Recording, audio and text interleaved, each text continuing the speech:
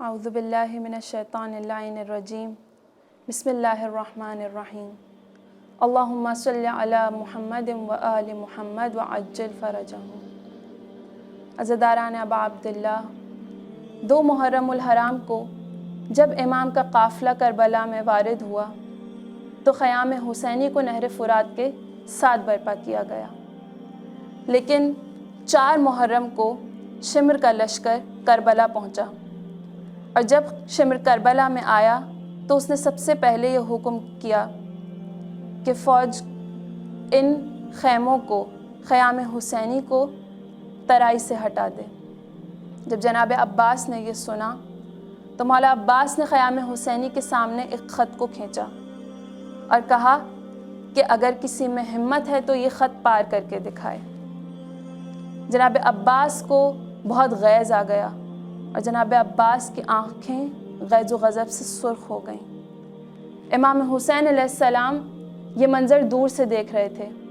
ایک مرتبہ امام اپنی نشست سے اٹھے اور جناب زینب کے خیمے میں گئے، اور امام نے جا کر جناب زینب سے کہا کہ زینب، عباس نے خیام حسینی کے سامنے خط کھینچ کر شمر سے کہا ہے کہ یہ خیمے ہم یہاں سے نہیں ہٹائیں گے۔ تو جناب زینب نے امام سے سوال کیا کہ بھیا آپ کیا چاہتے ہیں؟ امام نے کہا کہ میں یہ چاہتا ہوں کہ ہم یہ خیام یہاں سے ہٹا دیں۔ تو جناب زینب نے کہا کہ بھیا آپ جا کر عباس سے کہہ دیجئے کہ یہ خیام یہاں سے ہٹا دیے جائیں۔ تو امام نے جناب زینب سے کہا کہ زینب، تمہیں یاد ہے کہ جب بھیا حسن کے جنازے پر مدینے میں تیر برسائے گئے تھے اور بھیا کا تیروں بھرا جنازہ ہم گھر کی طرف واپس لا رہے تھے تو میں نے عباس کو روک دیا تھا تلوار نکالنے سے، اور میں نے کہا تھا کہ عباس یہ مدینہ ہے، یہ کربلا نہیں ہے۔ تو عباس نے میری بات کا پاس رکھا اور تلوار کو واپس رکھ لیا۔ پھر اس کے بعد جب ہم حر کے لشکر سے ملے تب بھی عباس نے اپنی تلوار کو نکالا کہ جب حر نے میرے گھوڑے کی لگام کو پکڑ لیا تھا، تب بھی میں نے عباس سے کہا تھا کہ عباس یہاں نہیں، یہ کربلا نہیں ہے، ہمیں جنگ کربلا میں لڑنی ہے۔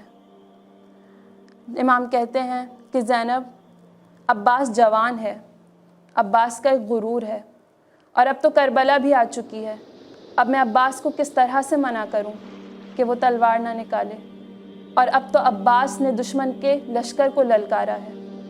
تو جناب زینب نے امام سے کہا کہ بھیا میں عباس سے بات کروں گی۔ جناب زینب نے جناب فضہ کو بھیجا مولا عباس کو بلانے کے لیے، اور جب جناب فضہ در خیمہ پر گئیں تو جناب عباس کی نظر در خیمہ کی طرف گئی تو جناب عباس نے کہا کہ اماں فضہ، آپ آگے مت آئیے گا، میں نہیں چاہتا کہ میری بہن کا نام بھی کوئی سنے۔ جناب عباس نے، جو کہ اپنی آستینوں کو موڑا ہوا تھا اور ماتھے پر غیظ و غضب سے پسینہ آیا ہوا تھا، ایک مرتبہ اپنی آستینوں کو سیدھا کرتے ہوئے جناب زینب کے خیمے کی طرف آئے، اپنے ماتھے سے پسینے کو صاف کیا اور کچھ دیر بی بی کے خیمے کے باہر کھڑے ہو کر اپنی آنکھوں کی سرخی کو کم کیا، اور جب خیمے کے دروازے تک آئے تو جناب عباس ایک 7 سال کے معصوم بچے کی طرح ادب سے جناب زینب کے سامنے کھڑے ہو گئے۔ بی بی نے بہت پیار سے جناب عباس کو مخاطب کیا، کہا اے قمر بنی ہاشم، ذرا میرے پاس تو آؤ، میں نے سنا ہے کہ آج تم بہت غیظ و غضب میں ہو، ذرا مجھے اپنا چہرہ تو دکھاؤ۔ جناب عباس ایک مرتبہ بی بی کے خیمے میں داخل ہوئے اور کہا جی بی بی فرمائیے۔ بی بی نے کہا کہ عباس کیا بات ہے؟ تو مولا عباس نے کہا کہ شمر نے ہمیں للکارا ہے اور کہا ہے کہ یہ خیمے ترائی سے ہٹائے جائیں، لیکن میں نے خط کھینچ کر کہا ہے کہ کسی میں اگر ہمت ہے تو یہ خط پار کر کے دکھائے۔ کہنے لگے بی بی، کسی میں کیسے ہمت ہے کہ عباس کے ہوتے ہوئے خیام حسینی کو ترائی سے ہٹا دے؟ تو بی بی نے ایک مرتبہ کہا کہ عباس، میں جانتی ہوں کہ تم نے شمر کے لشکر کو للکارا ہے، لیکن امام حسین یہ چاہتے ہیں کہ یہ خیمے یہاں سے ہٹا دیے جائیں، اور میں یہ بھی جانتی ہوں کہ عباس تمہارا غرور ہے اور تم اب لشکر کو للکار چکے ہو، اس لیے تم میرے پاس بیٹھے رہو، میں اکبر کو بھیج دوں گی، میں قاسم کو بھیج دوں گی کہ وہ خیام حسینی کو یہاں سے ہٹا دیں۔ لیکن ایک مرتبہ جب جناب عباس نے یہ سنا کہ امام یہ چاہتے ہیں تو عباس اپنی نشست سے بادب کھڑے ہو گئے اور کہنے لگے کہ بی بی، یہ کیسے ممکن ہے کہ مولا جو چاہتے ہوں وہ میں نہ کروں؟ اگر امام یہ چاہتے ہیں کہ خیام حسینی کو ترائی سے ہٹایا جائے تو میں خود اس لکیر کو ہٹاؤں گا اور خیام کو ترائی سے ہٹاؤں گا۔ بس عزاداران امام 9 محرم آئی اور پسر سعد نے حملہ کیا، اور وہ وقت تھا کہ جناب عباس دوڑتے ہوئے امام کے پاس آئے اور کہنے لگے مولا، آپ نے کہا تھا کہ ہم حملے میں پہل نہیں کریں گے، لیکن اب پسر سعد کا لشکر ہم پہ حملہ کر چکا ہے۔ مولا مجھے اجازت دیجیے کہ میں پسر سعد کے لشکر کو فنار کر دوں۔ تو مولا نے ایک مرتبہ کہا کہ عباس اپنی تلوار مجھے دے دو۔ جناب عباس نے اپنی تلوار مولا کو دی اور مولا نے کہا کہ عباس اب جاؤ اور جا کر پسر سعد سے ایک رات کی مہلت طلب کر کے آؤ۔ جناب عباس گئے اور پسر سعد کے خیمے کے پاس کھڑے ہو کر جناب عباس نے کہا کہ پسر سعد، امام چاہتے ہیں کہ آج کی رات کی مہلت ہمیں دی جائے۔ تو پسر سعد ملعون نے کہا کہ میں اپنے سالاروں سے مشورہ کر کے جواب دوں گا۔ جب پسر سعد نے اپنے سالاروں کو جمع کیا اور ان سے بتایا کہ امام ایک رات کی مہلت چاہتے ہیں، تو ان سالاروں میں سے ایک نے کہا کہ اے پسر سعد، اگر ترک و دیلم کے غلام بھی ہم سے ایک رات کی مہلت طلب کرتے تو ہمیں دے دینی چاہیے تھی، اور یہ تو فرزند زہرا ہے جو ہم سے مہلت طلب کر رہا ہے۔ بس پسر سعد نے مولا عباس سے آ کر کہا کہ عباس، ہم جنگ کو کل شروع کریں گے، اور جناب عباس پسر سعد کے خیمے سے واپس پلٹ آئے۔ عزاداران ابا عبداللہ، روز عاشور نمودار ہوا اور ایک ایک کر کے تمام جوانان بنی ہاشم بھی شہید ہونے لگے۔ اون و محمد بھی شہید ہو گئے، قاسم بھی شہید ہو گئے۔ اب ایک مرتبہ جناب عباس جب امام کے پاس آئے تو جناب عباس نے کیا کہا؟ یہ نہیں کہا کہ مولا مجھے جنگ کی اجازت دیجیے، بلکہ جناب عباس نے کہا کہ مولا اب آپ مجھے مرنے کی اجازت دے دیجیے۔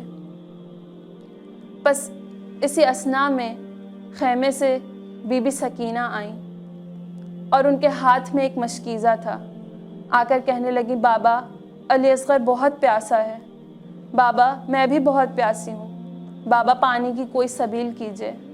بس امام نے جناب سکینہ کے ہاتھوں سے مشکیزے کو لیا اور جناب عباس کے ہاتھوں میں دے دیا اور کہا کہ عباس جاؤ، جا کے بچوں کے لیے پانی لے آؤ۔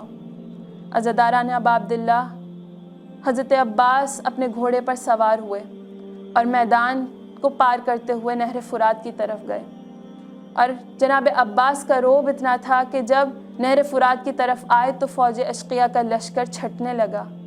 نہر کا کنارہ جناب عباس کے سامنے تھا۔ مولا عباس اپنے گھوڑے سے اترے، مشکیزے کو بھرا اور ایک چلو میں پانی اٹھا کر مولا عباس نے بلند کیا اور پھر پانی کو واپس ڈال دیا، گویا یہ کہنا چاہتے ہوں کہ جب میرا مولا پیاسا ہے تو میں کیسے پانی پی سکتا ہوں۔ جناب عباس نے مشکیزے کو بھرا اور ایک مرتبہ اپنے گھوڑے پر سوار ہو کر خیام حسینی کی طرف واپس پلٹنے لگے کہ ایک درخت کی اوٹ سے جناب عباس کے بازو پر ایک حملہ ہوا جس سے مولا کا بازو شہید ہو گیا۔ مولا نے اپنے دوسرے بازو سے مشکیزے کو تھاما اور پھر ایک اور حملہ ہوا جس سے مولا عباس کا دوسرا بازو بھی شہید ہو گیا۔ پھر مولا نے اپنے دانتوں سے مشکیزے کے تسمے کو پکڑا اور زلجنا سے کہا، اے راہوار مجھے جلد از جلد خیام تک پہنچا دے۔ پس برق کی رفتار سے جناب عباس کا گھوڑا خیام کی طرف جا رہا تھا کہ ایک ایسا تیر سنسناتا ہوا آیا کہ جو مشکیزے میں پیوست ہو گیا، اور جب پانی بہا تو وہ پانی نہ تھا بلکہ مولا عباس کی آس تھی جو مشکیزے سے بہہ گئی۔ بس مولا نے ایک مرتبہ اپنے سر کو جھکا دیا، مولا عباس کی آنکھ میں ایک تیر آ کر پیوست ہوا۔ عزاداران ابا عبداللہ، اگر ہماری آنکھ میں ایک کنکر بھی چلا جائے تو کتنی تکلیف محسوس ہوتی ہے۔ مولا عباس نے اپنے سر کو جھکا کر اس تیر کو گھٹنوں کے ذریعے اپنی آنکھ سے نکالنا چاہا، لیکن اسی دوران ایک گرز آ کر جناب عباس کے سر میں لگا اور مولا عباس زین پر سنبھل نہ سکے۔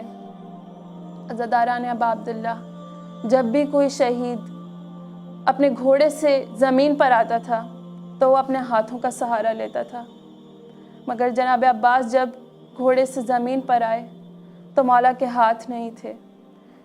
مولا عباس نے صدا بلند کی، مولا میرا سلام آخر قبول کیجئے۔ امام حسین علیہ السلام اپنے گھوڑے پر سوار ہو کر میدان کی طرف گئے۔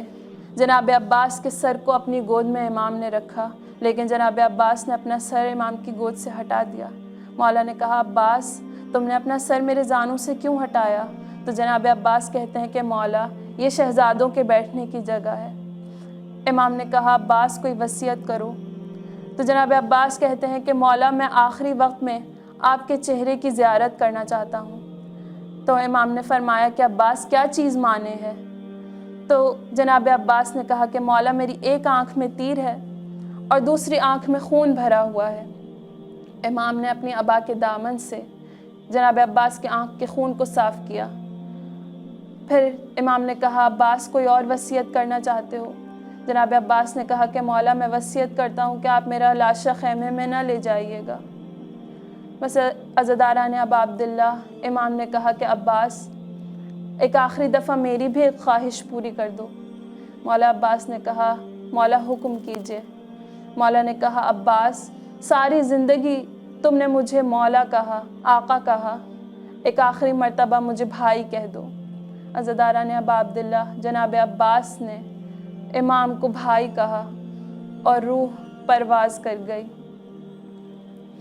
عزاداران ابا عبداللہ، پروردگار سے دعا کرتے ہیں کہ ہمیں بھی مولا عباس کی طرح امام کی حقیقی معرفت عطا فرما۔